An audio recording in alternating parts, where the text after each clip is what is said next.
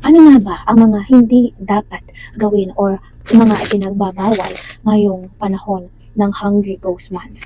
Ang Ghost Month or Hungry Ghost Month po ay nagsisimula ngayong araw, August 23, at nagtatapos po yan sa September 21. Kung hindi mo pa alam ang ibig sabihin ng Hungry Ghost Month, make sure na tapusin ang video na ito, i-follow ako at panoorin ang part 1 dahil ito ang part 2, kaya make sure na tapusin ang video na ito. Ito po yung mga bawal na gawin ngayong Ghost Month.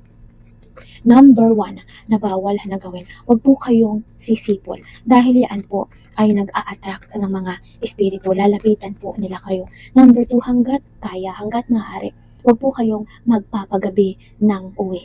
At number 3, kapag po kayo ay naglalakad, lalo na o nagbabiyahe, lalo na sa mga liblib na lugar, kapag may sumitsit or sumipol po sa inyo, huwag na huwag po kayong lilingon. At importante rin po na huwag po kayong mag-swimming sa mga bodies of water katulad ng dagat, lawa, ilog. Huwag po kayong pupunta sa mga alam nyo na lugar na puno ng negative energy o negatibong enerhiya.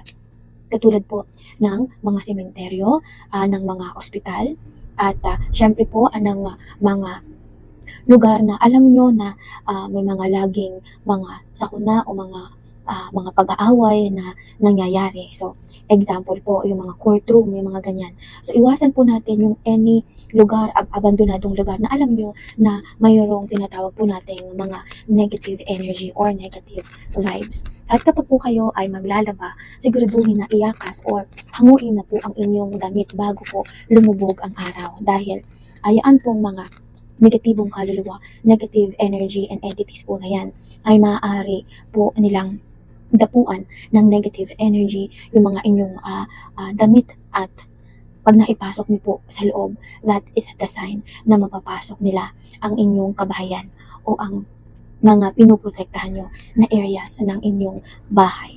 At yan po yung mga importante na wag nyo pong gagawin, at mag-triple ingat po kayo mga kapatid, dahil kung mapapansin nyo, pag Ghost Month ay marami po ang naaaksidente, kaliwat kanan ang mga naaaksidente, mga naluluging negosyo, mga nagsasaradong negosyo, at kaliwat kanan na kamalasan ang nangyayari. Kung ikaw ay naapektuhan na ng Ghost Month previous year, please press 1.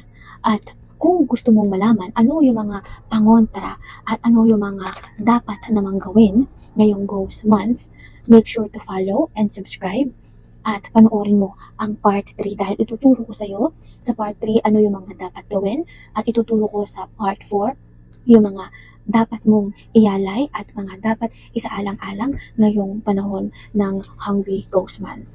At kung mahilig ka sa mga ganitong guidance, make sure to follow and subscribe. Tandaan, nagla-live si Queen Empress every night po yan, 8 p.m. to 12 midnight, Mondays to Fridays, 8 p.m. to 3 a.m., Mondays to Saturday and Sunday po yan, 8 p.m. to 3 a.m. Tandaan, never po nagpapabayad si Queen Empress. All guidance and readings are free, kaya naman, panoorin mo na ang part 1 at siguraduhin i-share ang video na ito sa mga mahal mo sa buhay na tingin mo ay makakatulong din ito sa kanila. At abangan ang part 3, part 4, at part 5. Hanggang sa muli mga kapatid, stay blessed. Ang pinaka malakas po na sandata sa mga ganitong panahon ay ang ating panalangin at pananalig sa ating Panginoong Lumikha.